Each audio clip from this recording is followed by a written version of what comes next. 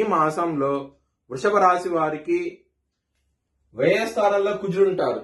కానీ 21వ తారీఖు నుంచి కుజుడు మీ లగ్నానికి వస్తారు. రవి మీ లగ్నం నుంచి ఆయన 14వ తారీఖు నుంచి 2వ స్థానానికి అయితే వెళ్తారు. శుక్రుడు తృతీయ స్థానం నుంచి 2వ స్థానం నుంచి తృతీయ స్థానానికి అయితే వస్తారు జూన్ 8వ తారీఖు నుంచి. బుధుడు 2వ స్థానం నుంచి తృతీయ స్థానానికి వస్తారు 22వ తారీఖు నుంచి.